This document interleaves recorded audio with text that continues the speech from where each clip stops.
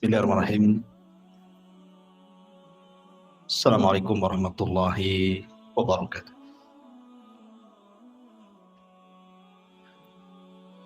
Alhamdulillah wassalatu wassalamu ala Rasulillah wa ala alihi wa sahbihi wa mawalah wa la hawla wa la quwata illa billahi wa ba'd.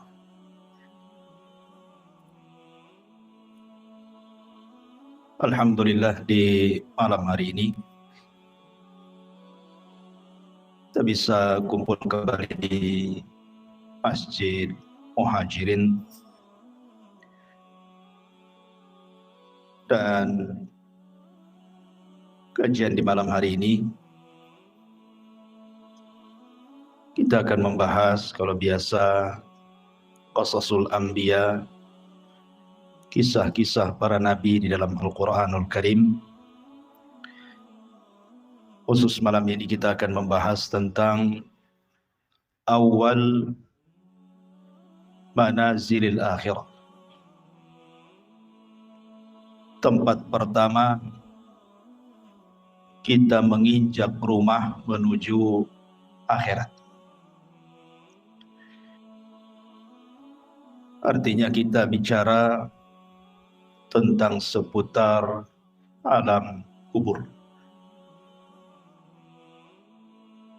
Ma'asyiral muslimin yang dimuliakan Allah Subhanahu wa taala, di dalam sebuah hadis yang dikeluarkan Imam Tirmidzi, Nasai, Ibnu Majah dan yang lainnya, Nabi sallallahu alaihi wasallam bersabda, "Aktsiru dzikra hadhibil ladzatil maut." Perbanyak oleh kalian mengingat akan sebuah hal yang menghancurkan setiap kenikmatan. Kemudian Rasul mengatakan, apa itu al-maut, kematian. Pembahasan di malam hari ini kita akan membahas seputar kematian seorang mukmin. Kemudian apa saja yang terjadi saat kematian seorang mukmin ataupun kafir. Kemudian apa yang terjadi di alam kubur dan peristiwa-peristiwanya. Kemudian juga tentang gambaran azab kubur dan hal-hal yang bisa menyelamatkannya, termasuk juga bicara tentang ruh. Kemana ruh ini di dalam kuburan. Inilah pembahasan yang kita akan bahas di malam hari ini. Mudah-mudahan cukup waktu. Ma'asyiral muslimin yang dimuliakan Allah Subhanahu wa taala, ada 4 perkara kemana seorang mukmin itu harus mengingat sebuah kematian. Pertama, karena mengingat kematian bisa menjauhkan kita dari maksiat kepada Allah Subhanahu wa taala. Karena orang yang tidak pernah mengingat mati, maka orang akan terbiasa melakukan maksiat. Karena dia pikir bahwa tidak ada kehidupan setelah kematian. Kemudian yang kedua, orang yang selalu mengingat kematian akan mempermudah untuk segera bertobat dan juga melakukan amal saleh.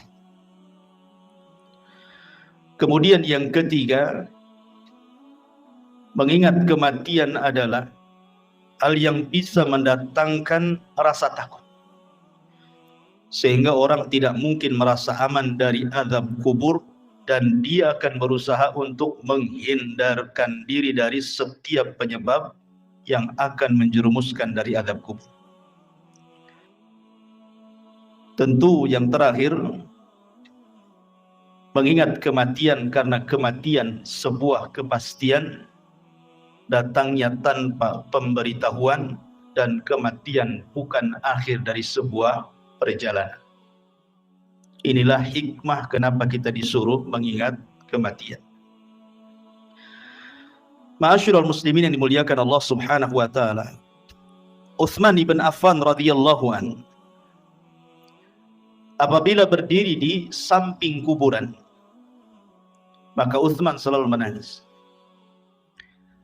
Tetapi kalau Utsman dibicarakan tentang kondisi neraka dan azabnya, maka Utsman ibn Affan biasa-biasa saja.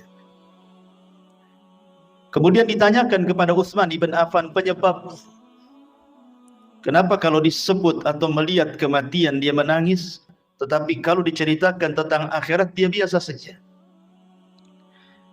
Maka jawaban Utsman ibn Affan radhiyallahu an mengutip sabda Nabi sallallahu alaihi wasallam.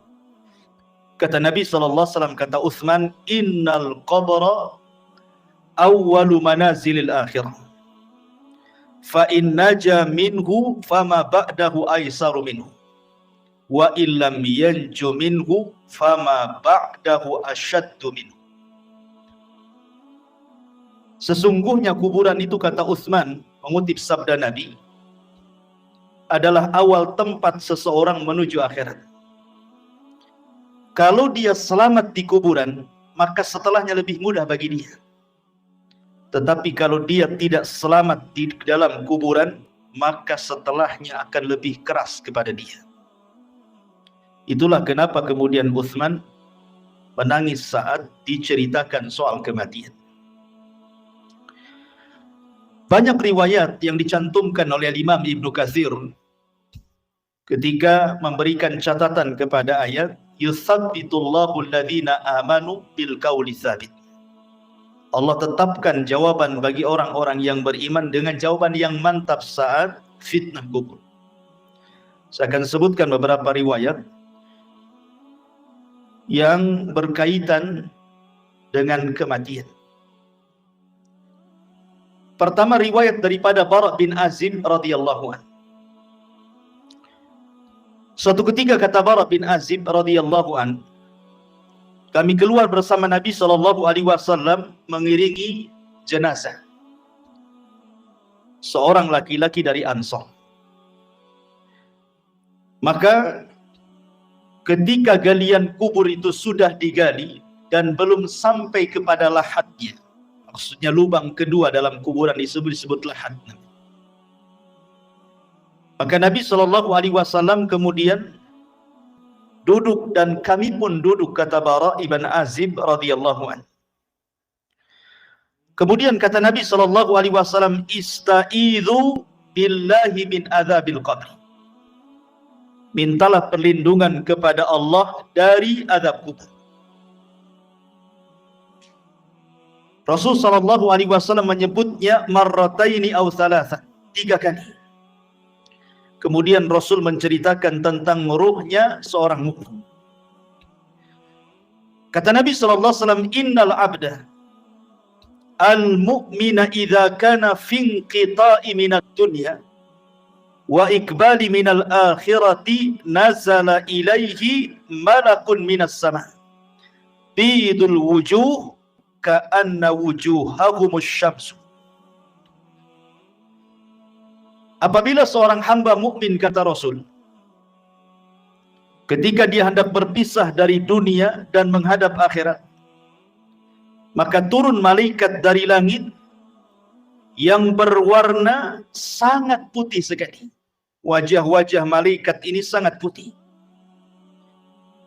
Dan yang dimaksud malaikat di sini tentu bukan satu malaikat, bukan malakul maut saja, tidak, tetapi diiringi dengan rusulul maut, namanya pembantu-pembantu malaikat maut, berdasarkan ayat Al-Quran, tawaffathum rusuluna, kami wafatkan dengan mengutus utusan-utusan kami, menunjukkan bukan satu malaikat tetapi banyak malaikat.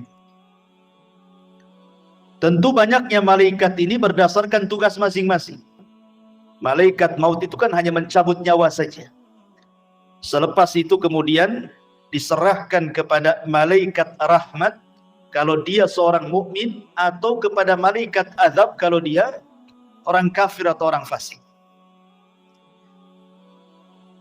Lah tentu kondisi seperti ini, ikhwan, tidak ada yang tahu kecuali orang yang meninggal. Orang-orang yang menyaksikan di sekitarnya, orang yang sedang nazar itu, tidak ada yang tahu bahwa di situ ada malaikat. Yang tahu hanyalah orang yang sedang nazar saja. Karena sebagian para ulama ketika menjelaskan apakah orang yang meninggal dunia itu mampu melihat malaikat, sebagian ulama mengatakan ya, mereka akan melihat malakul maut. Dan juga mereka akan diperlihatkan catatannya, walaupun hanya sekilas pandang saja. Catatan selama hidup dia itu dia akan diperlihatkan sekilas saja. Dan itulah kondisi-kondisi menakutkan, sehingga kenapa Rasul mengatakan saat orang seperti ini tidak boleh mengatakan kecuali kebaikan. Dan inilah doa yang paling mustajab bagi orang-orang yang hidup di sekitarnya. Minta kepada Allah agar orang ini dimudahkan kematiannya. Lah setelah itu kemudian kata Nabi SAW, ma'ahum kafanun min akfanil jannati wa hanutun min hanutil jannah. Pembantu-pembantu malaikat maut ini, sebagian mereka membawa kain kafan dari sorga dan juga minyak wangi dari sorga. Hatta yajlisu minhu madal basar. Sampai kemudian mereka duduk sejauh mata memandang. Ma'asyiral muslimin yang dimuliakan Allah Subhanahu wa ta'ala.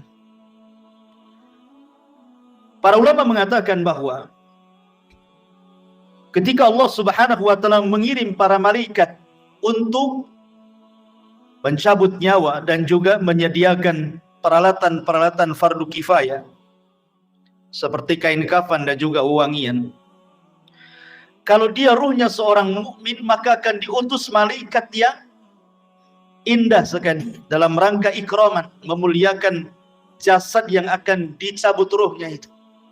Jadi yang diutus itu betul-betul malaikat, bukan malaikat yang menyeramkan, tidak. Makanya Rasul mengatakan bidul wujuh, wajah mereka sangat bercahaya. Kemudian juga awanul malakal maut ini, pembantu-pembantu malaikat maut ini, mereka ditugaskan sebagian mereka untuk membisikkan di telinganya. Apa bisikannya? Alla takhafu wa la tahzanu wa abshiru bil jannati allati kuntum tu'adun. Kamu jangan takut, kamu jangan khawatir, karena Allah sudah janjikan kepadamu surga yang akan menanti. Artinya bahwa kematian seorang mukmin itu sangat indah sekali. Sangat indah, dan itulah yang dikehendaki seorang mukmin. Makanya di zaman Nabi SAW ketika ada jenazah yang lewat, kata Nabi SAW, yastarih mustarih wa mustarahu minhu. Mustarih wa mustarahu minhu. Sahabat mengatakan, apa yang dimaksud mustarih dan apa yang dimaksud mustarah minhu ya Rasulullah? Kemudian Rasul menjelaskan, kalau dia hamba yang mukmin, maka dia mustarih, artinya dia menuju peristirahatannya. Dia meninggalkan keperitan dunianya, dia meninggalkan kesusahan dunianya, dan itulah yang dikehendaki seorang mukmin. Karena di dunia ini kan lelah kita hidup ini, ikhwan. Banyak masalah, banyak ujian, banyak cobaan. Apabila kemudian dia meninggalkan dunia, artinya dia meninggalkan kelelahan itu. Itu kalau seorang mukmin. Tetapi kata Nabi SAW, kalau dia orang fajir, orang jahat, mustarah minhu. Apa mustarah minhu?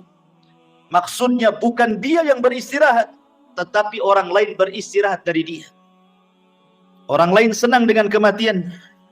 Orang lain mengutuk kematiannya, mendoakan buruk kematiannya, bahagia dengan kematiannya. Itu maksudnya mustarah minhu itu. Jadi seorang mukmin itu memang kematian sangat ditunggu-tunggu, karena memang Nabi SAW yang mengatakan, man ahabba liqa Allah ahabballahu liqa'ah. Barang siapa yang cinta berjumpa dengan Allah, maka Allah pun rindu berjumpa dengan dia. Makanya kenapa diutus malaikat-malaikat seperti ini.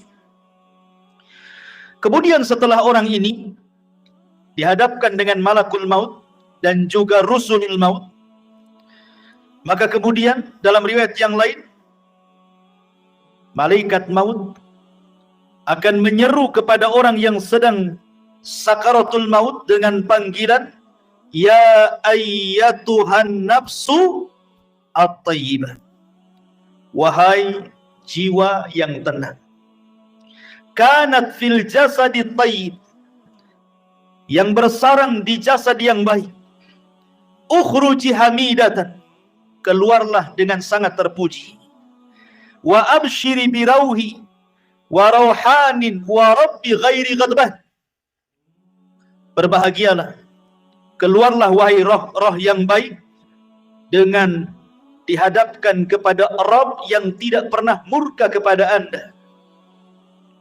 Dalam riwayat, marhaban binafsi at-tayyibah, selamat datang jiwa yang sangat baik.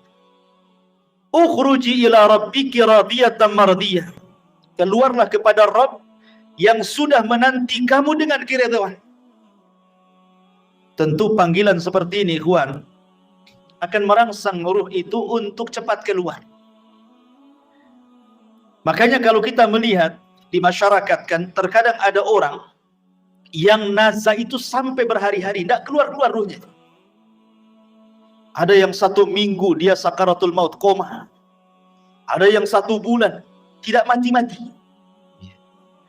Tetapi ruhnya seorang mukmin ketika dipanggil seperti itu, maka maka Nabi Shallallahu Alaihi Wasallam kemudian mempermisalkan ruhnya seorang mukmin ketika dipanggil dengan kata-kata wahai jiwa yang tenang, maka ruhnya itu akan keluar seperti tetesan air yang terakhir fi famis siqa, dari mulut teko yang terakhir dia keluar. Kalau saya analogikan ini botol aqua, ini kan banyak airnya. Kalau kita buka tutupnya ini, kemudian kita tuangkan, tentu air yang pertama kali yang keluar pasti deras, karena masih penuh dengan air kan. Tapi kalau seandainya air yang dalam botol ini hanya tinggal 1 tetes saja, kemudian kita tuangkan seperti ini, maka air yang 1 tetes itu akan mengalir dengan pelan kan, dengan pelan-pelan, kemudian jatuh persis di mulut teko tadi.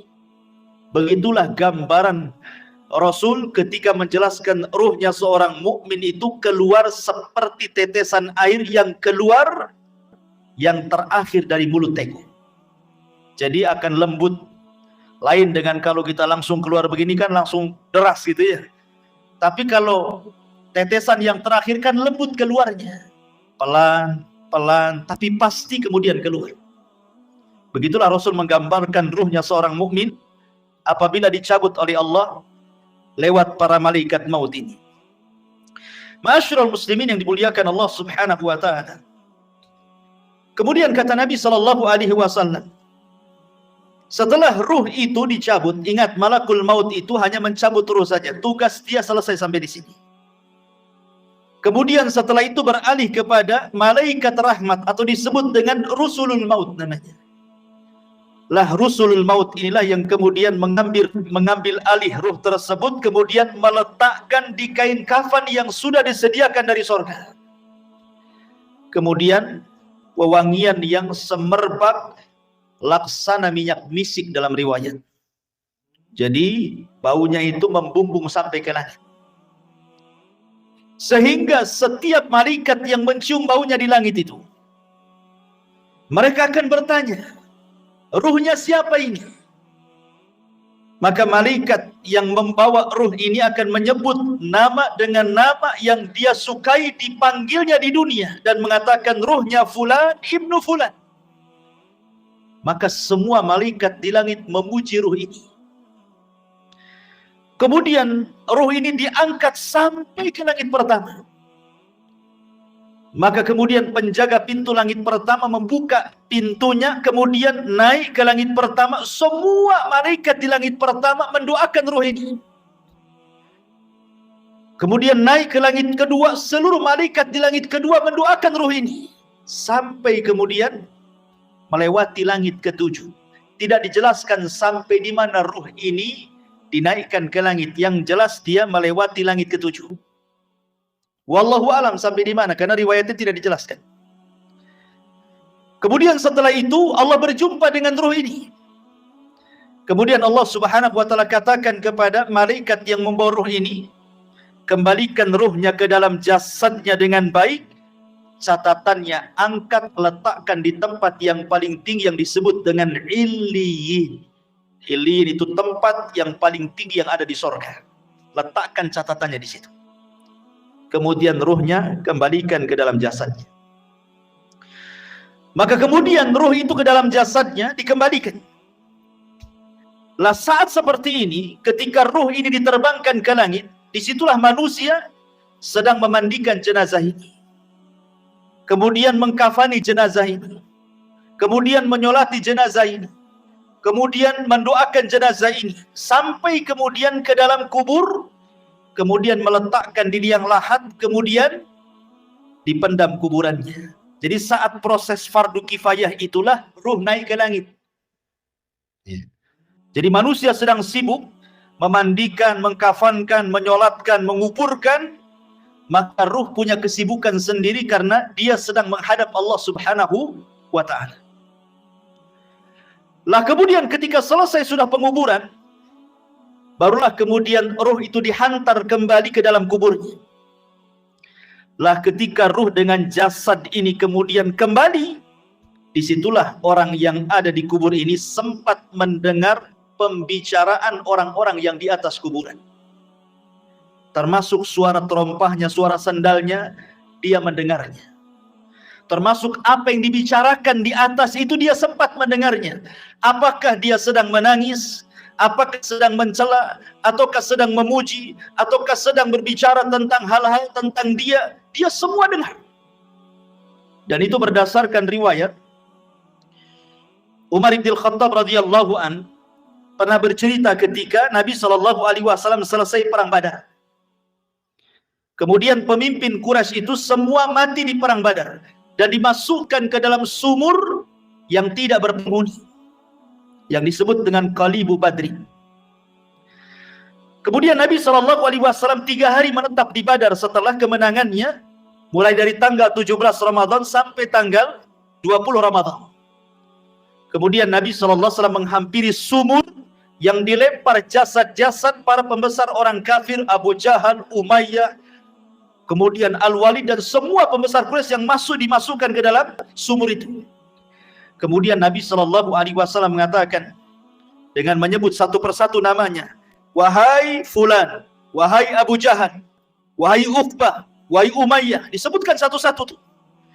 Kemudian Rasul mengatakan, hal wajadtum ma wa'adakum haqqa laqad wajadna ma wa'adana rabbuna haqqa, kata Rasul.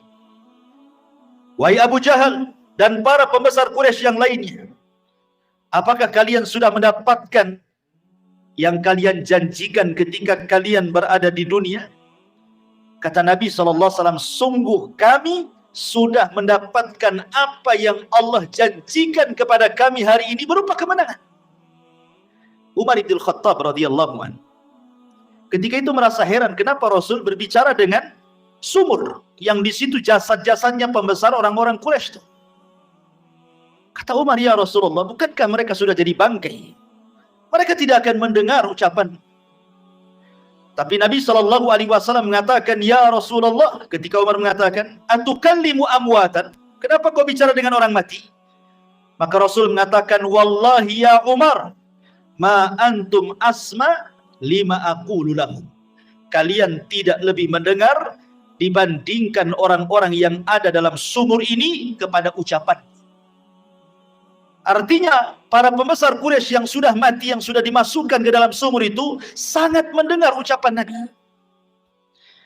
Dari sini istinbat para ulama bahwa apabila orang masuk ke dalam kuburan, maka dia mendengar saat itu apapun yang dibicarakan orang di atas kuburan itu. Makanya pentingnya kita ini menjadi orang baik. Sebab kalau orang jahat, pasti akan dibicarakan keburukan di atas kuburan. Dan itu menakutkan dia dalam kuburan, kan gitu. Tetapi kalau yang dibicarakanlah pujian-pujian, tentu akan menenangkan. Karena tidak mungkin Allah mengumpulkan dua rasa takut, baik ketika di dunia ataukah ketika di dalam kuburan. Tidak mungkin Allah kumpulkan dua rasa takut. Kalau dia takut di dunia semasa hidupnya, maka dia akan merasa aman di kuburannya. Tapi kalau dia merasa aman di dunia, maka dia akan merasa takut di kuburannya.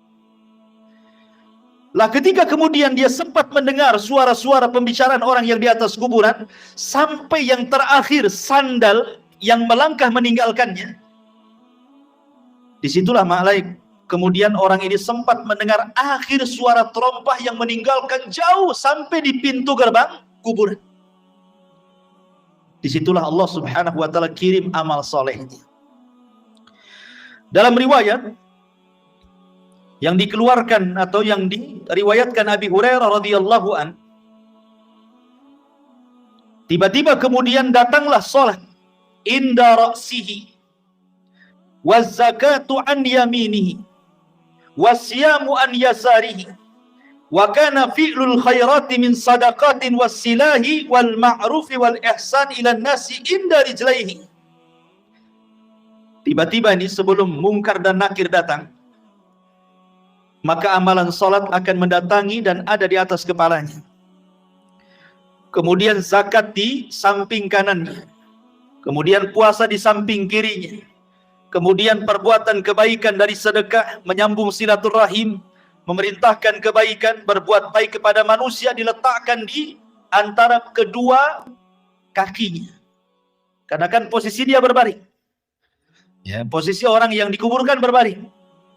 Sehingga di arah kepalanya ada sholat, kemudian samping kirinya ada puasa, samping kanannya ada zakat, kemudian di sebelah kakinya ada sedekah, ada silaturahim, ada kebaikan, dan begitu seterusnya.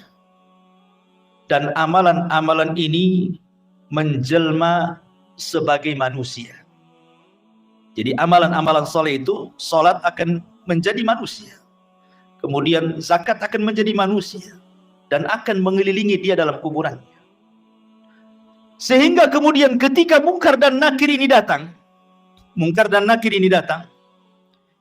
kemudian hendak membentak dengan fitnah kubur, dengan pertanyaan-pertanyaan kuburannya dari arah kepalanya, maka amalan yang ada di kepalanya, amalan sholatnya akan mendorongnya dan mengatakan, ma qibali madkhal, tidak ada jalan lewat sini. Kemudian yang ketika malaikat mungkar dan nakir akan bertanya dari sebelah kirinya, maka akan didorong oleh amal soleh sebelah kirinya dan mengatakan ma qibali madkhal, tidak ada jalan kau untuk bertanya kepada orang ini. Dan begitu seterusnya, setiap kali malaikat mungkar dan nakir bertanya ini dari arah mana saja, maka kalian dilindungi oleh amal soleh. Subhanallah ikhwan. Sehingga malaikat yang akan memfitnah kubur ini kebingungan harus bertanya dari arah mana. Makanya kemudian disebutkan dalam riwayat ini, fayajlisu wa qad tamassalat lahu syamsu wa qad danatil ghurub fayuqalu lahu akhbirna amma nas'aluka fayaqulu da'uni hatta usalli. Ketika kemudian malaikat maut atau malaikat mungkar nakir hendak bertanya, tiba-tiba tidak digubris, tidak direspon oleh orang ini dan mengatakan jangan tanya saya hendak sholat. Dia kepikiran ingin sholat. Bayangkan, ruhnya seorang mukmin yang ada dalam kubur itu masih kepikiran ingin sholat dan mengatakan da'uni hatta usalli, jangan dulu kau tanya aku sampai aku laksanakan sholat, katanya. Padahal sudah tidak ada sholat lagi di kuburannya. Tapi begitulah ruhnya seorang mukmin, semangat ibadahnya itu sampai dalam kuburan. Akhirnya kemudian dia pun didudukkan dengan cara baik, kemudian juga ditanya dengan cara baik masalahnya. Dalam sebuah riwayat bahwa malaikat mungkar dan nakir ini saat bertanya kepada ruhnya orang yang beriman ini, kata Nabi SAW bahwa bentuknya ini memang luar biasa, sangat menakutkan. di mana suaranya kalbarki, suaranya malaikat mungkar dan nakir itu seperti petir, menggelegar. Kemudian juga ucapannya seperti kilat, dan wajahnya sangat menakutkan. Dari sini ikhwatu fiddin, pertanyaan semudah apapun dalam kondisi takut pasti akan sulit dijawab, kan? Anda saya tanya dengan pertanyaan-pertanyaan, tetapi kemudian setelah itu saya bunuh Anda. Pamannya saya letakkan pistol di kepala, kemudian saya tanya dengan beberapa soalan. Ketika rasa takut menguasainya, soalan semudah apapun akan sulit dijawab. Akan sulit dijawab. Ini kan soalan-soalan yang ma'ruf kita dengar di dunia. Siapa Rabbmu? Kita katakan Allah. Siapa Nabimu? Kita katakan Muhammad. Apa agamamu? Kita katakan Islam. Itu kan mudah. Mudah soalan ini. Tetapi dalam kondisi takut ikhwatu fiddin, walaupun soalan-soalan ini mudah dijawab, belum tentu orang bisa menjawab. Karena memang suara malaikat ini yang bertanya kepada orang ini luar biasa. Suaranya seperti kilat menggelegar, wajahnya menakutkan. Di sinilah Allah Subhanahu wa taala berikan hidayah kepada ruhnya seorang mukmin, kepada hamba seorang mukmin, dan Allah katakan yusabbitullahu alladhina amanu bil qauli tsabit. Allah akan tetapkan jawaban orang-orang yang beriman dengan jawaban yang mantap. Jadi yang menjawab itu adalah ketetapan dari Allah, taufik dari Allah, bukan kita. Kan dalam kondisi takut kita tidak bisa jawab. Tetapi hamba yang beriman ditolong dalam kuburannya, sehingga Allah Subhanahu wa taala arahkan jawabannya, sehingga setiap ditanya dia sanggup menjawab. Dan ketika dia sanggup menjawab itulah Allah Subhanahu wa taala memberikan rekomendasi dari langit dan mengatakan ang sadaqa abdi, hambaku telah benar. Ketika sudah dikatakan hambaku telah benar, mungkar dan nakir pun sudah pergi, tiba-tiba Allah katakan bentangkan kuburannya sejauh mata memandang. Bentangkan kuburannya sejauh mata memandang. Berikan cahaya dalam kuburan. Bukakan pintu dari sorga. Antarkan minyak wangi dari sorga. Pakaian, minuman dari sorga. Suasana dari sorga, hantarkan ke dalam kuburannya. Itulah yang disebut dengan nikmatul kubur namanya. Nikmat kubur. Ma'asyiral muslimin yang dimuliakan Allah Azza wa Jalla. Aisyah radhiyallahu anha pernah menceritakan, suatu ketika masuk nenek-nenek Yahudi ke rumah Aisyah radhiyallahu anha. Kemudian nenek Yahudi ini mengatakan kepada Aisyah radhiyallahu anha, "Inna ahlal kubur yu'adzabuna fi kuburihim." Sesungguhnya orang-orang yang dikubur itu, kata nenek Yahudi ini, mereka akan diazab dalam kuburan mereka. Kemudian Aisyah mengatakan, "Kadzab, didusta kamu. Saya akan tanyakan kepada Nabi SAW." Maka setelah itu kemudian nenek Yahudi pergi, Rasul masuk ke rumah Aisyah. Kemudian Aisyah menceritakan, "Ya Rasulullah, tadi ada nenek Yahudi mengatakan bahwa sesungguhnya orang yang ada di kubur itu akan diazab. Apa pendapat?" Kata Rasulullah SAW, "Kadzabat, dia sudah berdusta." Tiba-tiba kemudian wahyu turun, memberitahu dan membenarkan ucapan orang Yahudi atau nenek Yahudi itu. Kemudian kata Nabi SAW, "Ya." Kemudian Rasul mengatakan, "Inna hadhil ummah tubtala fi kuburihim." Telah benar ucapan nenek Yahudi itu, karena setiap umat itu akan diuji dalam kuburannya. Maksudnya akan diuji dalam kuburannya, akan diberikan fitnah yang sangat menakutkan. Disinilah Nabi SAW mengatakan bahwa kuburan itu awal tempat seseorang menuju akhirat. Lihat, bayangkan fitnah kubur ini kan menyeramkan, ikhwan. Di mana suara malaikat menggelegar seperti petir, kemudian lisannya seperti kilat, wajahnya menakutkan. Apakah kita sanggup melewati fitnah kubur ini? Makanya saking dahsyatnya fitnah kubur ini, sampai-sampai Nabi SAW memberikan irsyad kepada kita, setiap kita sholat sebelum salam, kita berlindung dari azab kubur. Apa kata Nabi SAW? Allahumma inni a'udzubika min adzabi jahannam wa min adzabil qabri. Tidak cukup wa min adzabil qabri, wa min fitnatil mahya wal mamat. Dari fitnah kehidupan dan kematian. Fitnah kematian artinya fitnah kubur. Karena sangat mengkhawatirkan. Makanya wajar kalau seandainya Nabi SAW memerintahkan para sahabat saat kemudian menguburkan jenazah, disuruh minta dua perkara. Dan ini sunnah bagi antum yang mengantarkan jenazah ke kuburan. Ini jadi sunnah. Setiap antum mengantarkan jenazah ke kuburan, kemudian menguburkannya dan selesai penguburan, dua doa yang disunnahkan oleh Rasul sebelum antum pulang. Pertama, istaghfiru li akhi. Mintalah kepada Allah ampunan akan dosa saudara kita yang ada di kuburan ini. Yang kedua, minta kepada Allah ketetapan supaya dia sanggup menjawab. Itu saja. Itu sunnah dua, jangan pernah ditinggalkan. Jangan kita hantarkan mayat ke kuburan, setelah dikuburkan kita pulang. Enggak begitu sunnahnya. Tetapi selesai penguburan jangan pulang dulu. Kita dekati kuburan, kemudian kita kepal beberapa tanah kalau kita tidak ikut menguburkan, kemudian kita letakkan di atas kuburannya, kemudian kita katakan, ya Allah ampuni orang ini, ya Allah tetapkan jawaban orang ini. Kemudian pulang. Itu sunnahnya. Ya. Ma'asyiral muslimin yang dimuliakan Allah Subhanahu wa taala. Kembali kepada hadis Nabi sallallahu alaihi wasallam. Kemudian Nabi sallallahu alaihi wasallam mengatakan, adapun ruhnya orang fajir, orang jahat, orang kafir, orang fasik, maka kemudian malaikat maut ini akan menyerukan dengan kalimat-kalimat yang sangat menakutkan saat kematiannya. Dia mengatakan, ya ayyatuhan nafsul khabitha kanat fil jasadil khabithi ukhruji zamimatan wa abshiri bihamimin wa ghassab. Subhanallah.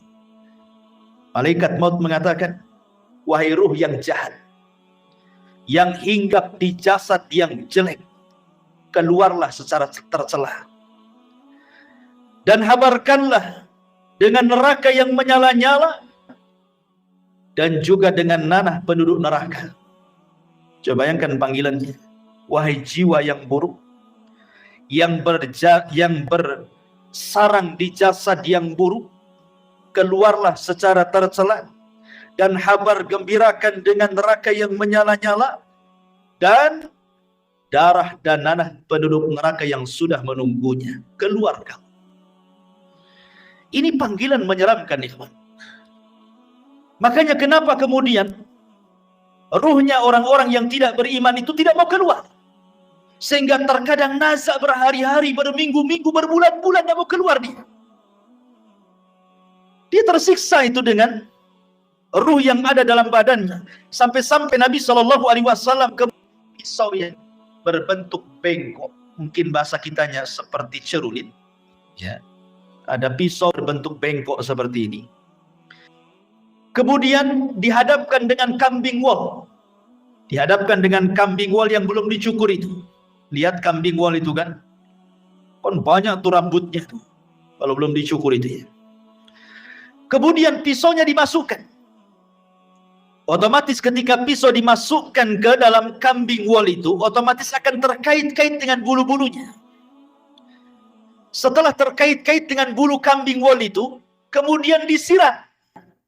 Anda bisa bayangkan, akhirnya kemudian makin lengket dengan pisau itu. Kemudian setelah lengket dengan pisau, kemudian kata Nabi SAW, pisau itu kemudian ditarik dengan cara paksa. Kira-kira apa yang terjadi? Akan merontokkan setiap bulu-bulu kambing wol itu. Maknanya ketika ruhnya orang fasik, orang fajir, orang kafir dicabut itu, maka akan merontokkan seluruh persendian, seluruh tulang-tulangnya, dan dia akan menjerit. Tidak ada yang tahu rasa sakitnya kecuali Allah, dan jeritannya tidak ada yang mendengar kecuali binatang. Manusia tidak dengar, tetapi para binatang tahu.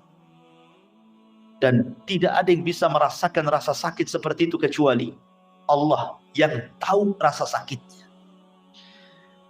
Jangan lagi orang fasik, ikhwan. Orang yang beriman saja. Kata Nabi SAW, wa inna fil al-mauti la sakarat. Dalam kematian itu kan ada keperitan, ada rasa sakit. Setiap orang pasti merasakannya. Nabi saja merasakannya. Tetapi rasa sakit yang diderita seorang mukmin saat kematian itu adalah, boleh jadi itu akhir penggugur dosa dia. Tapi rasa sakit yang diderita orang fajir, orang fasik, orang kafir, boleh jadi itu awal azab saat kematiannya. Ma'asyiral muslimin yang dimuliakan Allah Azza wa Jalla. Kemudian setelah itu ruh itu keluar, apa yang terjadi? Kata Nabi SAW, maka dia sudah disediakan kain kafan dari neraka.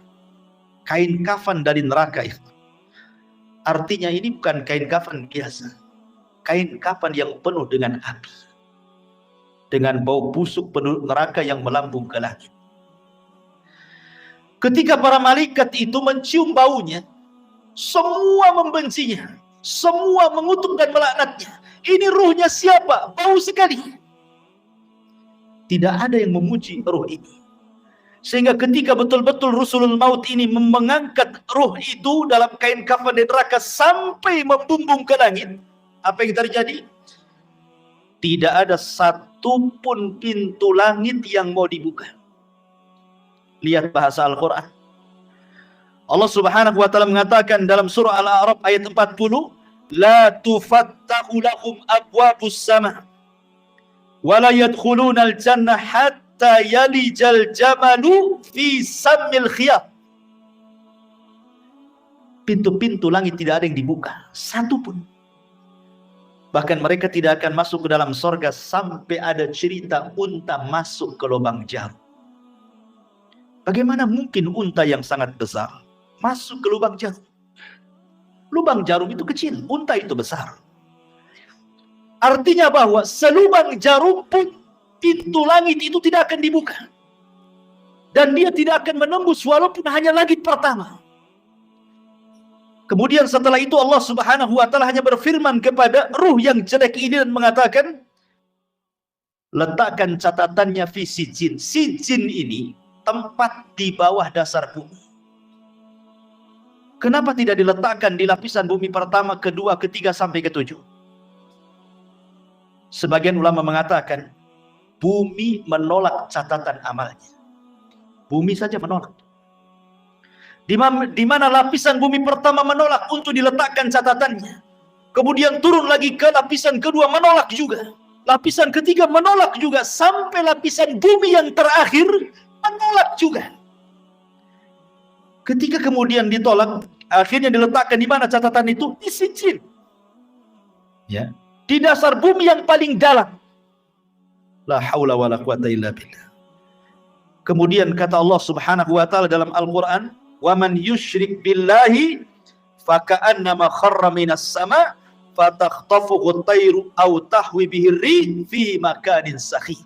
Maka ruhnya akan dijatuhkan, tidak dihantar malaikat, sehingga ruh itu seperti terbang yang disambar burung ataupun dihempaskan dengan angin, sehingga ketika ruh ini kembali ke dalam jasadnya seperti orang yang jatuh dari ketinggian. Begitulah rasanya. Anda bisa bayangkan, Anda jatuh dari atas ketinggian 20-30 meter saja, rasanya luar biasa sakit. Itulah yang akan dirasakan oleh ruhnya orang jahat ketika dilempar dari langit kemudian menyatu lagi dengan jasadnya. Apa yang terjadi ketika itu? Kalau dia memang amalan solehnya mungkin kurang, dia sholat tapi mungkin jarang-jarang, atau mungkin sholatnya asal-asalan, datang itu amalan-amalan sholat dia, atau mungkin amalan-amalan yang lainnya, tetapi sosoknya menjadi orang lemah, tidak bisa kemudian menolak malaikat mungkar dan nakir yang akan menghajar dengan pertanyaan. Tidak sanggup menolak. Lain kalau dia seorang yang beriman, maka amal solehnya akan menolak dia. Ya. Sehingga akan sulit kemudian mungkar dan nakir mendekatinya. Tetapi kalau dia amal solehnya mungkin ringan saja, dia sholat kadang tidak, dia akan datang amal-amal yang lainnya, tetapi tidak bisa melindunginya. Sehingga dengan mudah Munkar dan Nakir itu dalam kondisi sudul wujuh, kata Rasul, sangat buruk sekali wajahnya, hitam kelap. Kemudian membentak dengan suara petir, dengan suara kilat, menakutkan, sehingga ketika ditanya, man rabbuk, siapa Rabbmu, wa ma nabiyuk, siapa nabimu, wa ma dinuk, apa agamamu, pertanyaan ini ringan, tapi karena ketakutan yang bersangatan, dia pun tidak bisa menjawab dan mengatakan, wallahi la adri, aqulu kama qala an-nas wa fa'altu kama fa'ala an-nas. Aku tidak tahu. Aku mendengar, pernah mendengar apa yang diucapkan manusia seperti itu. Dia tidak bisa menjawab. Ketika dia tidak bisa menjawab berkali-kali apa yang terjadi, maka Allah Subhanahu wa taala akan mengirim penyeru dari langit dan mengatakan, an kadzaba abdi, hambaku telah berdusta. Subhanallah. Disebutkan dalam riwayat, summa yuqayyadu lahu a'ma, asam, akma, abka. Didatangkan kepadanya orang yang buta, orang yang tuli, orang yang bisu, wa fiyadihi mirzabatun, di tangannya ada gada yang sangat besar, lau duriba biha jabalun lakana turaba. Kalau palu itu dipukulkan di bukit atau gunung itu hancur jadi tanah. Dan itu dipukulkan setiap kali dia tidak bisa menjawab. Tidak bisa menjawab, dipukul. Tidak bisa menjawab, dipukul. Yang kalau dipukulkan, lau duriba biha jabalun, kata Rasul, kalau pukulan itu diletakkan di gunung batu, lakana turaba, gunung itu akan menjadi turab, tanah, hancur berantakan. Bagaimana kalau dipukulkan kepada manusia? Mengerikan, ikhwatu fiddin yang dimuliakan Allah Azza wa Jalla. Maka ketika itu kemudian Allah Subhanahu wa taala katakan, sempitkan kuburannya sesempit-sempitnya. Kemudian bukakan pintu neraka kepadanya. Antarkan hembusan-hembusan panah dari neraka ke dalam kuburannya. Kemudian dia pun mendapatkan azab kubur yang nanti saya akan jelaskan seperti apa azabnya. Tapi kita kembali kepada pembahasan awal ruhnya seorang mukmin. Ma'asyiral muslimin yang dimuliakan Allah Azza wa Jalla, ketika ruhnya seorang mukmin sudah selesai dari fitnah kubur, maka Nabi Shallallahu Alaihi Wasallam menjelaskan, fayuqalu lahu umdhur ila maq'adika minan nar.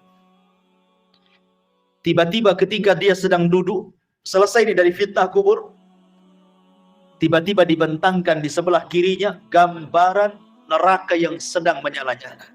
Diperlihatkan neraka. Kemudian dikatakan, umdur, lihatlah, ila maq'adika minan nar, tempatmu di neraka itu. Kemudian, qad abdalakallahu bihi maq'adan minal jannah. Tapi tenang, tempatmu bukan di sana. Kemudian sebelah kanannya digambarkan gambaran sorga dan dikatakan tempatmu di sini. Dalam riwayat, maka kemudian malaikat ini mengatakan, lihatlah tempat dudukmu di neraka, in asaita, kalau engkau bermaksiat, itulah tempat duduk. Tapi karena engkau yang beriman, maka tempat dudukmu bukan di sana. Kemudian tempat dudukmu di sini. Ketika dia melihat bagaimana surga dengan gambaran keindahannya diperlihatkan itu dalam kuburan itu, apa yang terjadi?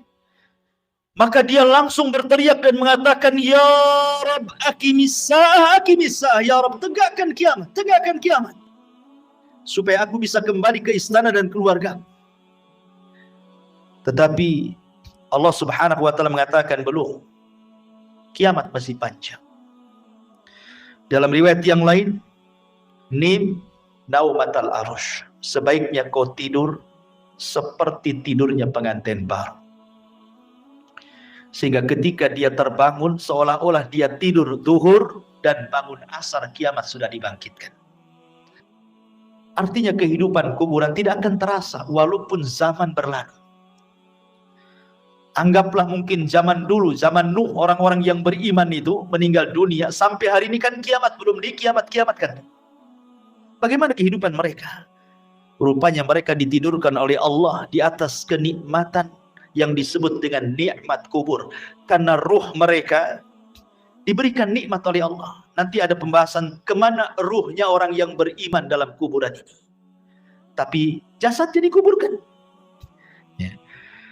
Mereka tidak akan merasakan, sehingga ketika kiamat dibangkitkan baru dia tertidur. Terbangun dari tidurnya seolah-olah hanya setengah hari saja, mulai zuhur sampai asar dia tidur, kemudian dia terbangun. Rupanya Israfil sudah menyiapkan sangkakalanya untuk meniup sangkakala pertama kiamat, kehancuran alam semesta pertama dibangkitkan. Ma'asyiral muslimin yang dimuliakan Allah Subhanahu wa taala. Kemudian setelah orang yang beriman mendapatkan nikmat kubur dan orang-orang fajir dan fasik mendapatkan azab kubur, di sana ada peristiwa yang tidak mungkin orang lepas. Apakah dia mukmin, apakah dia kafir, apakah dia fasik, apakah dia fajir, apakah dia sahabat Nabi ataukah bukan sahabat Nabi. Ada peristiwa yang tidak bisa lepas dari manusia. Apa itu? Himpitan kuburan. Semua manusia akan dihimpit dalam kuburnya, tidak akan selamat. Mau bayi sekalipun yang belum punya dosa tetap akan dapat himpitan kuburan. Bahkan sahabat Nabi sekelas Sa'ad ibn Mu'adz, yang satu kabilah Aus masuk Islam karena dia. Kemudian saat kematiannya 70.000 malaikat tidak pernah turun dari langit, turun pula ke bumi untuk ikut memandikan jenazahnya. Tapi Rasul mengatakan kalau ada orang yang selamat dari himpitan kubur, Sa'adlah orangnya. Tapi Sa'ad pun tidak selamat. Bayangkan, himpitan kubur tidak akan menyelamatkan siapapun. Mau sahabat Nabi atau bukan sahabat Nabi, mau orang yang beriman atau orang kafir, semua akan merasakan himpitan kuburan ini. Tapi sebagian para ulama membahas, tentu akan ada perbedaan himpitan bagi orang yang beriman dengan himpitan bagi orang kafir atau fasik. Sebagian ulama mengatakan adapun himpitan bagi orang yang beriman itu seperti ibu memeluk anaknya. Rasa kasih sayang seorang ibu kepada anaknya, seperti itulah bumi ketika menghimpit, laksana seorang ibu memeluk anaknya. Karena kita ini dari tanah dan akan kembali kepada tanah. Jadi tanah itu seperti ibu bagi kita. Sehingga ketika himpitan tanah itu menghimpit setiap jasad orang yang beriman, maka tidak akan merasakan rasa sakit sedikit pun, karena itu bentuk sayang seorang ibu kepada anak. Tetapi kalau yang dihimpit itu orang kafir, orang fasik, orang fajir, orang jahat, maka dia akan merasakan sakit yang luar biasa. Dia akan menjerit-jerit. Semua tidak ada yang mendengar kecuali binatang jeritannya, karena akan mematahkan semua tulang, persendian, dan begitu seterusnya. Ma'asyiral muslimin yang dimuliakan Allah Azza wa Jalla, inilah sekilas gambaran ruhnya orang mukmin, fasik, fajir, fasik, munafik, dan begitu seterusnya saat kematian. Kita masuk pada pembahasan yang kedua, tentang macam-macam azab kubur. Ma'asyiral muslimin yang dimuliakan Allah Azza wa Jalla, azab kubur itu adalah sebuah hal yang wajib kita imani. Syekhul Islam Ibn Taimiyah rahimahullah ta'ala mengatakan, وَقَدْ تَوَاتَرَتِ الْأَخْبَارِ an Rasulillah sallallahu alaihi wasallam fi thubuti adabil qabri. Habar-habar tentang adab kubur, kata Syekhul Islam Ibn Taimiyah, derajatnya sampai tingkat mutawatir. Jangan sampai diingkari, karena riwayatnya mutawatir. Artinya mutawatir itu banyak sekali riwayatnya. Dan dikatakan oleh Al-Imam Al-Munawi, adzabul qabri haqqun. Adab kubur itu sebuah hak adanya. Dan Imam Ghazali mengatakan, man angkarahu fahuwa mubtadi'un. Siapa yang mengingkari adab kubur, maka dia adalah ahli bid'ah. Dan Imam Suyuti mengatakan, adzabul qabri wa adzabul barzakh. Adab kubur adalah adab barzakh. Udhifa ilal qabri li'annahu al-ghalib. Kenapa disebut kubur karena memang umumnya orang dikubur. Tapi sebenarnya ini disebut dengan barzah. Barzah itu artinya penghalang tembok antara kehidupan dunia dengan kuburan. Makanya tidak akan bisa orang itu mengintip kehidupan kuburan. Kenapa? Karena ada barzah, tembok yang menghalangi antara kita dengan mereka. Walaupun Anda pasang CCTV sekalipun, kita letakkan CCTV dalam kuburannya, maka kita tidak akan mampu melihat mungkar, nakir, peristiwa apapun yang ada di kuburannya. Ingat, karena ada barzah tadi. Barzah itu penghalang antara kehidupan kita di atas bumi dengan kehidupan di bawah bumi. Ma'asyiral muslimin yang dimuliakan Allah Subhanahu wa taala. Bicara tentang adab kubur ada 9 poin yang ingin saya jelaskan. Yang pertama, tadi sudah dijelaskan dalam riwayat yang kita sudah lalui penjelasannya. Az-zarbu bimit'raqatin min hadid. Pertama, pukulan dengan palu dari besi yang bisa menghancurkan gunung. Dan itu berdasarkan hadis Anas ibn Malik radhiyallahu anhu yang dikeluarkan Imam Bukhari, di mana disebutkan bahwa fayasihu sayhatan yasmauha man yadihi illa tsaqalaini.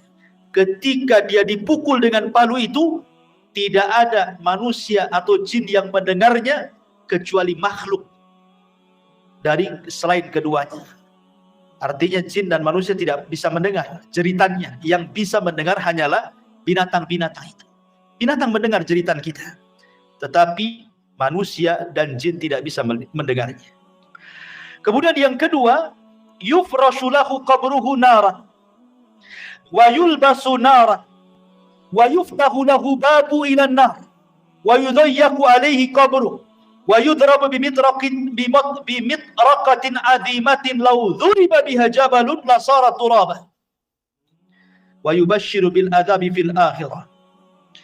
Kemudian yang kedua, azab kubur itu terkadang dalam bentuk dihamparkan tikar dari neraka, dipakaikan pakaian dari neraka, dibukakan pintu dari neraka, disempitkan kuburannya, diletakkan palu yang bisa menghancurkan gunung, dan ditakut-takuti dengan azab akhirat.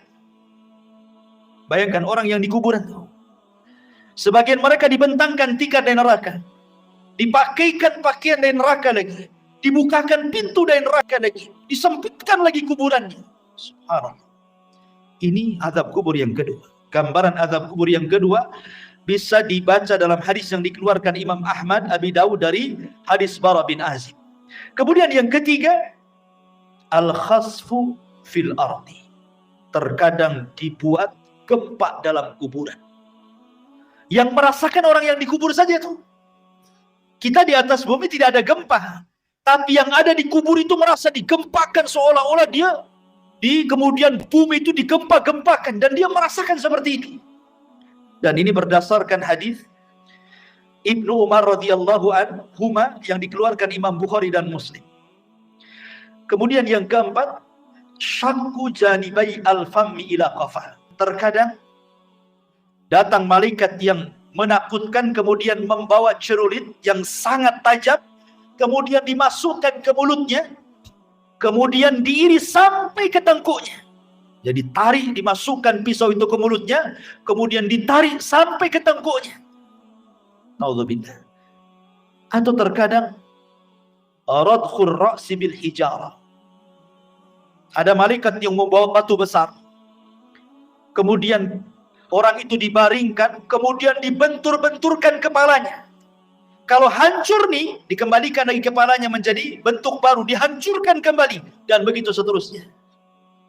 Terkadang al-harqu fi tannuri minan nar, disediakan satu mangkok, satu bejana yang sangat besar, isinya air yang mendidih dari api neraka, kemudian digorengkan di dalam. Atau terkadang as-sibahatu fi nahri min damin ma'adh-dharbi bil hijarah. Tiba-tiba kemudian dia dihadapkan dengan sungai, semuanya bentuk darah. Kemudian dia diletakkan di tengah-tengah sungai darah itu. Kemudian dia akan berenang, tidak bisa ke pinggir, karena setiap ke pinggir maka akan dipukulkan batu yang sangat besar ke mulutnya.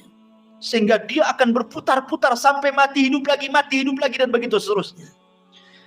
Dan 4 poin ini berdasarkan hadis Bukhari yang dikeluarkan atau yang diriwayatkan oleh Samurah ibn Jundab radhiyallahu anhu. Kemudian yang nomor 8, isti'alul malil masruq minal ghanaim ala sahibi. Kalau dia dahulunya di dunia suka mencuri ghanimah, harta rampasan perang yang belum dibagi, maka harta itu akan didatangkan dan akan menyala-nyala seperti api yang sangat besar dan menyambar-nyambar dirinya. Atau yang terkadang, yang terakhir yang nomor 9, wa ma'ahadal adab al-hissi hunaka aidan adabun ma'nawi. Ini kan adab hissi, adab badan ya. Tapi di sana juga adab, ada yang disebut adabun ma'nawi, adab secara makna, dengan ditakut-takutinya dia dengan neraka. Jadi dibentangkan gambaran di neraka, nanti kamu akan masuk ke situ, nanti akan masuk ke situ, dan dia akan merasa takut yang luar biasa. Ini padahal baru adabul adnaya, adab yang rendah. Adab yang besar itu nanti di neraka. Ini 9 gambaran tentang adab kubur. Adapun adab kubur sendiri, ikhwan, itu terbagi menjadi 2. Ada adab kubur itu yang azabun daim la yanqati'u ila qiyamis sa'ah. Adabnya terus sampai kiamat dibangkitkan, enggak terputus. Dan yang kedua, ada adab kubur itu tidak terus tetapi terputus. Seperti apa gambarannya? Yang pertama, azab kubur yang tidak terputus sampai kiamat adalah azab kubur bagi orang kafir dan bagi orang munafik, dan itu disebutkan dalam surah Ghafir ayat 46. Adapun azab yang terputus adalah azabnya usatul muwahhidin. Mungkin di dunia dia ahli tauhid, orang yang beriman, tetapi terjerumus kepada kemaksiatan. Dia sholat tapi masih berzina, dia sholat masih berdusta, dia sholat mungkin riba, dan begitu seterusnya. Jadi dia masih berbuat baik, beribadah, tapi satu sisi dia bermaksiat. Ya. Maka orang-orang yang seperti ini tidak terus-menerus sampai kiamat. Akan tetapi orang yang seperti ini akan terputus azabnya dengan rahmat Allah Subhanahu wa ta'ala. Jadi akan terputus dengan rahmat Allah Subhanahu wa ta'ala. Itu berdasarkan hadis Abdullah ibn Umar radhiyallahu anhuma. Nabi mengatakan, inna ahadakum idza mata urida alaihi maq'aduhu bil ghadati wal ashi, in kana min ahlil jannah famin ahlil jannah, wa in kana min ahlin nar famin ahlin nar, yuqalu hadza maq'aduka hatta yab'atsaka Allahu ilaihi yaumal qiyamah.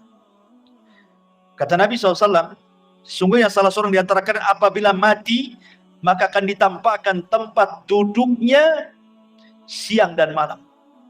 Kalau dia termasuk penduduk sorga, maka dia akan menjadi penduduk sorga. Kalau dia termasuk penduduk neraka, maka selamanya dia akan diazab sampai kiamat dibangkitkan. Artinya kalau orang beriman, ya akan diazab, tetapi ada akhirnya, terputus. Mungkin dengan rahmat dan kasih sayang Allah Subhanahu wa ta'ala. Tapi kalau dia orang kafir, orang munafik, maka tidak akan terputus. Kemudian pembahasan yang keempat tentang apa penyebab azab kubur.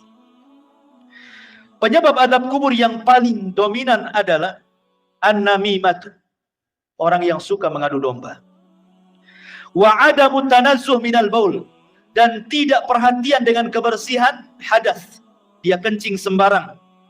Kan banyak atau orang yang kencing sembarang, ya, tidak cebok gitu ya, tidak jelas ceboknya. Dan ini berdasarkan hadis Nabi SAW dari Abdullah ibn Abbas radhiyallahu anhuma. Jadi Nabi SAW ketika itu lewat di 2 kuburan, dua-duanya sedang diazab. Kemudian Rasul mengambil pelepah kurma, kemudian dibelah 2, kemudian ditancapkan di 2 kuburan. Kemudian Rasul mengatakan, mudah-mudahan dengan 2 pelepah kurma yang belum kering ini bisa meringankan azab. Dan sahabat mengatakan, kenapa orang itu diazab wahai Rasul? Kata Rasul, yang satu karena dia namimah, suka mengadu domba. Yang satu tidak pernah bersih apabila membersihkan hadas. Ini 2 poin. Yang ketiga, ghibah. Orang yang suka menggibah. Dan ini berdasarkan hadis yang dikeluarkan Imam Ahmad dan juga At-Tabrani dengan sanad yang sahih dari hadis Abi Bakrah. Bahwa Nabi Shallallahu Alaihi Wasallam mengatakan salah satunya adalah yang menjadikan penyebab azab kubur adalah ghibah.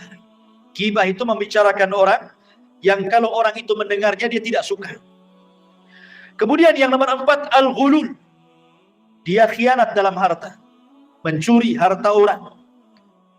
Kemudian juga yang nomor 5, hajrul Qur'anil Karim wa rafduh. Dia tidak suka dengan Quran. Dan penyebab orang jauh dari Al-Quran hari ini apa? Handphone. Yang menyebabkan orang jauh dari Quran itu HP atau handphone. Subhanallah, gara-gara handphone, Quran itu tidak pernah disentuh lagi. Alasannya sudah ada aplikasi Al-Quran di dalam handphone. Saya nggak yakin. Nggak yakin orang punya handphone itu ada aplikasi Quran kecuali download kan? Harusnya yang pertama kali kalau antum beli handphone itu yang di-download Quran kan? Harusnya yang pertama kan? Tapi enggak, yang pertama di-download apa? Facebook dulu, YouTube dulu, Instagram dulu, kan begitu ya? Quran itu belakangan kalau butuh saja. Padahal harusnya yang pertama itu. Subhanallah ya. Sekarang ini banyak orang yang mengeser hal-hal yang baik. Tetapi hanya sekedar copy paste, kemudian pemberitahuan ibadah kepada manusia lewat medsos, tapi dia sendiri malas ibadah kan? Malas. Bahkan orang yang ibadah saja sekarang diberitahu. Kalau dulu orang sholat malam, tidak ada yang memberitahu dia sedang sholat malam kan? Sekarang dia kasih tahu orang. Kalau dia sedang sholat malam itu dia kasih tahu orang dengan cara apa? Ya nulis status lah di Facebook. Ya mudah-mudahan ada yang bangun jam sekian. Maksudnya itu ingin ngasih tahu bahwa dia bangun. Cuman ngasih tahu saja. Sholat kan gitu. Seolah-olah dia sedang sholat, orang tidak kan. Ini kan ria juga. Apa bedanya kan begitu? Sekarang ini semua itu memang banyak orang yang baik mengeser kebaikan. Tapi hanya di-share saja. Orang yang mengeser sendiri tidak pernah mengamalkan kebaikan yang di-share-nya kan. Lalu apa faedahnya ikhwatu fiddin muliakan Allah Azza wa Jalla? Makanya di sini ikhwatu fiddin bahwa tantangan yang paling berat ketika orang jauh dari Quran itu adalah handphone. Handphone ini tidak bisa lepas dari kita. Tidur saja wajib di sampingnya. Kalau bisa itu sekarang ada power bank itu wajib di sampingnya. Nggak perlu lagi dicopkan, sudah ada di bawah bantal. Bangun saja itu yang dibaca. Kira-kira ada apa nih? Ya. Kemudian kalaupun dia, sekarang kan tidak ada orang dengar televisi kan, atau melihat televisi, jarang. Orang sekarang pegang handphone, di mobil pegang handphone, di pekerjaan tinggal handphone. Kalau hilang handphonenya, itu kayaknya hilang dunia dari dia. Ya kan? Kalau dompet ketinggalan, gampang lah nanti. Tapi kalau handphone ketinggalan, pulang diambil. Ya, sampai seperti itunya. Jadi ini salah satunya adalah hajrul Quran, meninggalkan Quran, termasuk juga an-naumu anis salatil maktubah. Orang yang sengaja tidur ketika datang waktu sholat. Dan itu berdasarkan riwayat yang dikeluarkan ataupun dari sahabat Samurah ibn Jundab radhiyallahu an, Nabi Shallallahu Alaihi Wasallam mengatakan, ammal ladzi yuslagu ra'suhu bil hajar fa innahu ya'khudul Qur'an fayarfadhuhu wa yanamu anis salatil maktubah. Jadi ketika Rasul menjelaskan di kuburan itu ada malaikat yang membawa batu. Kemudian ada yang terlentang, kemudian dibenturkan kepalanya sampai hancur. Kemudian malaikat ini pergi hendak mencari batu yang lain. Kemudian ketika datang batunya yang baru, rupanya kepalanya sudah kembali menjadi normal. Dibenturkan lagi. Kemudian cari batu lagi. Dan begitu seterusnya. Kemudian Rasul menjelaskan bahwa adapun kenapa adab orang ini seperti ini. Pertama, karena dia tidak pernah membaca Quran. Yang kedua, karena dia tidur saat datang waktu sholat. Nah ini. Yang keenam. Kemudian yang ketujuh, al-kadhib. Orang yang suka berdusta. Dan sekarang dusta ini paling mudah dilakukan dengan medsos. Sekali lagi kembali ke medsos. Apalagi musim politik. Hari-hari. Musim politik ini jangan nge-share asal-asalan. Karena terkadang untuk menjatuhkan lawan, terkadang menyebarkan berita hoax. Kita tidak tahu. Ya, contoh umpamanya, akhir-akhir ini kita mendengar Saudi Arabia mengadakan pesta itu. Holy Week itu apa itu ya? Pesta hantu. Hoax, Iwan. Tidak ada itu cerita kayak gitu. Dari mana? Itu hoax yang disebarkan untuk menjelek-jelekan negara sana kan itu. Itu kan sedang membuka festival apa? Ya, ceritanya begitu. Ya, memang dia membuka semacam wahana wisata. Kemudian di situ ada hantu-hantuan. Mungkin ada orang sana yang berpenampilan seperti itu, kemudian disebar seolah-olah Saudi mengadakan acara seperti itu. Ikhwatu fiddin, muliakan Allah Azza wa Jalla. Nah, berita-berita seperti ini, kalau kita hanya melihat YouTube saja, seolah benar kan? Ya. Ini berita hoax. Kadang-kadang kita mudah terpancing dengan berita-berita seperti ini. Hanya karena melihat YouTube saja kan? Nah, ini hati-hati. Ya. Kalau kita mungkin hanya sekedar membaca, oke lah. Tapi kalau kemudian sampai mengeser kan sama aja dengan hantu menyebarkan dusta kan? Nah, itu kan hati-hati. Ini penyebab azab kubur terbesar hari ini adalah dusta. Karena orang berdusta paling mudah sekarang. Nulis status share, copy paste share, selesai. Dia tidak sadar bahwa dia sedang berdusta. Kalau dulu berdusta itu, paling 1-2 orang yang kena korbannya. Sekarang kita berdusta ini bisa ribuan orang kena korban, ikhwan. Dengan cara melihat itu, semua kena. Dengan berita yang kita share. Nauzubillah. Ya. Dan ini, kata Al-Hafidh Ibnu Hajar rahimahullahu ta'ala, wa innama istahaqqa ta'dzib lima yanshau an tilkal kadzbah. Bahwa kata Imam Al-Hafidh Ibnu Hajar rahimahullah mengatakan, sesuatu hal yang berhak mendapatkan azab kubur ketika seseorang mudah kemudian menyebarkan berita dusta. Kemudian yang nomor 8, zina berdasarkan hadis Samurah bin Jundab. Kemudian yang nomor 9, aklur riba, memakan dosa riba. Kemudian yang nomor 10, asyirku wal kufru, kesyirikan dan kekufuran. Termasuk juga niyahatul mayit. Niyahatul mayit itu maksudnya orang yang hidup, ketika ada yang meninggal orang yang dicintainya, dia pun meraung-raung, menjerit-jerit seolah-olah menolak takdir Allah. Ya. Seolah-olah menolak takdir Allah. Ini bahaya karena membuat orang yang meninggal itu diazab. Kata Nabi SAW, yu'adzabul mayyitu bibukai ahlihi. Bahwa mayit akan diazab dengan tangisan orang yang hidup kepadanya. Makanya antum wajib, laki-laki yang menggunakan akalnya, kalau ada keluarga yang meninggal, nasihati. Biasanya wanita-wanita yang suka niyahan. Ya, nasihati mereka. Jangan menangis, tabah. Sebab dengan tangisan orang hidup itu menjadikan si mayat diazab masalahnya. Nah, ini juga termasuk daripada azab kubur. Dan banyak sekali. Kemudian secara singkat amal-amal yang bisa menyelamatkan dari azab kubur. Pertama, perbanyak baca surah Al-Mulku. Tabarakalladzi biyadihil mulku wa huwa ala kulli syai'in qadir. Perbanyak baca surat Al-Mulk. Kemudian yang kedua, perbanyak amal saleh.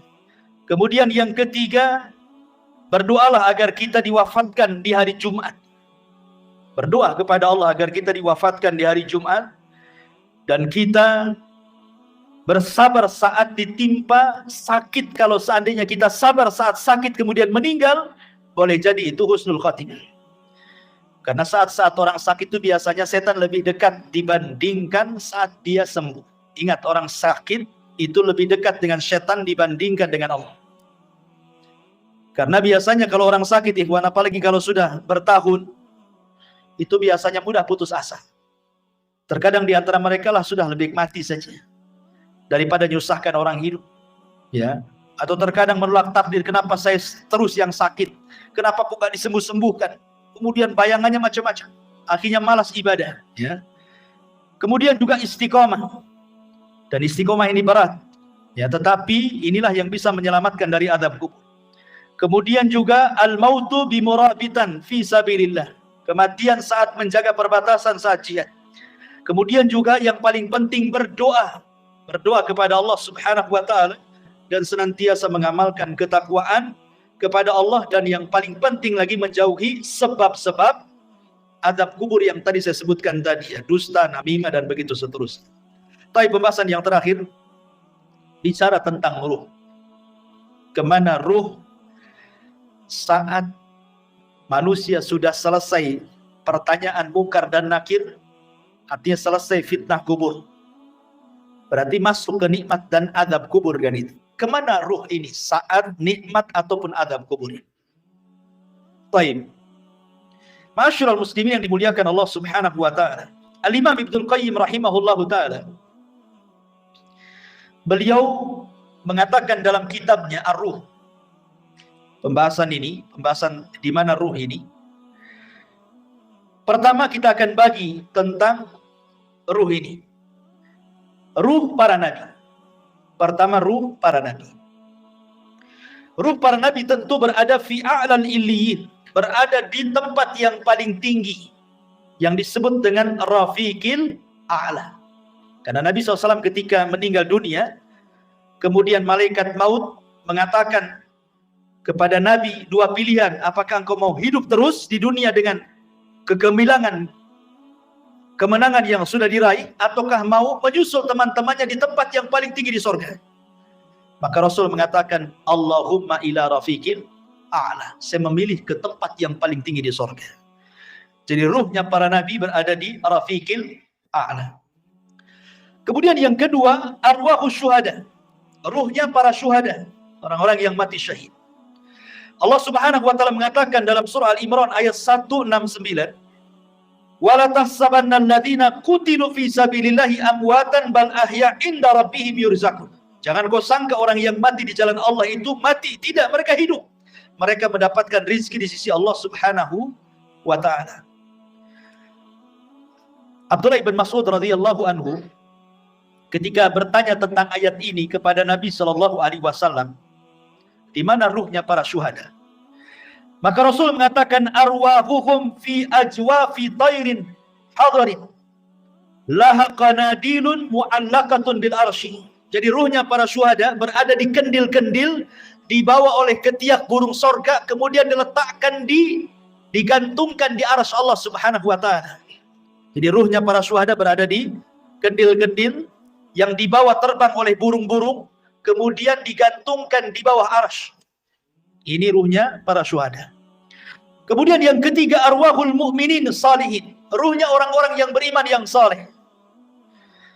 Maka takunu tuyuran ta'alluqus syajaril jannah. Maka ruhnya orang-orang yang beriman yang soleh, mereka akan digantungkan di pohon-pohon sorga. Mereka akan digantungkan di pohon-pohon sorga.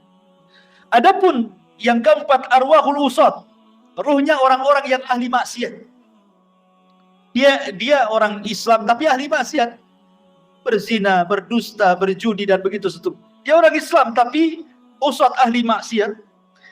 Maka dijelaskan bahwa mereka tetap ditahan dalam kuburan, karena mereka tidak bisa keluar dari kuburannya dan mereka merasakan adab kubur. Mereka tidak bisa keluar dari kuburan. Kemudian juga yang nomor 5, Imam Ibnu Qayyim rahimahullah ta'ala mengatakan, masih membahas tentang usad, maksudnya orang yang ahli maksiat. Minhum man yakunu mahbusan ala babil jannah, kama fi haditsil akhar, ra'aitu sahibakum mahbusan ala babil jannah. Adapun orang-orang yang beriman, yang ahli maksiat, kemudian maksiatnya sudah selesai diazab. Kan tadi saya katakan bahwa orang yang beriman yang ahli maksiat kan azab kubur tidak terus, tapi terputus karena rahmat Allah Azza wa Jalla. Lah sebagian ruhnya itu diletakkan di halaman pintu sorga. Ya, di halaman pintu sorga kata Imam Ibnu Qayyim rahimahullahu ta'ala. Kemudian yang keenam, ruhnya orang-orang kafir. Tentu ruhnya orang-orang kafir, mereka diazab dan tidak bisa keluar dari kuburan, dan mereka akan bolak-balik masuk neraka. Tetapi sekali lagi ikhwatu fiddin muliakan Allah Azza wa Jalla, keterangan para ulama seperti ini tidak bisa kita katakan dengan jazam, dengan tegas, karena soal ruh itu kan tidak ada yang tahu kecuali. Makanya Al-Imam Ibnu Qayyim rahimahullahu taala ketika Al-Imam Ibnu Utsaimin rahimahullahu taala ketika ditanya tentang ruh ini, maka beliau mengatakan ruh itu urusan Allah Subhanahu wa taala, dan ini adalah perkara gaib, kita tidak bisa menetapkan kecuali dengan dalil. Ini kan hanya ijtihad para ulama saja seperti ini. Tetapi hakikatnya ruh di kuburan itu di mana? Wallahu a'lam. Hanya Allah Subhanahu wa taala yang tahu dengan kondisi ruhnya, apakah mereka orang-orang yang beriman ataukah mereka orang-orang kafir. Adapun ada riwayat yang maudhu yang disebutkan oleh sebagian ulama seperti ruhnya orang kafir berada di sumur Barhut. Diletakkan di sumur Barhut. Sumur Barhut itu yang ada di Hadrul Maut Yaman. Di situ ada sumur, antum bisa klik saja atau di YouTube sumur Barhut. Itu sumur menakutkan yang ada di Yaman. Ya. Sampai hari ini para ilmuwan berusaha meneliti itu. Ya, sumurnya besar. Jadi ada yang mengatakan bahwa orang-orang kafir diletakkan di sumur itu. Ya, adapun ruhnya orang-orang yang beriman tentu fil iliyyin, tetapi sekali lagi ini riwayatnya lemah gitu ya, bahkan tidak berdasar. Tapi oleh sebagian ulama ada yang menyebutkan seperti perkataan Imam Barbahari rahimahullah dalam kitabnya Syarhu Sunnah. Wallahu a'lam bishawab. Maka dengan berakhirnya pembahasan ruh, berakhir juga pembahasan tentang seputar kematian dan azab kubur. Mudah-mudahan bisa menjadi ibrah bagi kita. Dan kita tutup dengan doa kafaratul majlis. Subhanakallahumma bihamdika asyhadu an la ilaha illa anta astaghfiruka wa atubu ilaik. Allahu ta'ala alam. Assalamualaikum warahmatullahi wabarakatuh.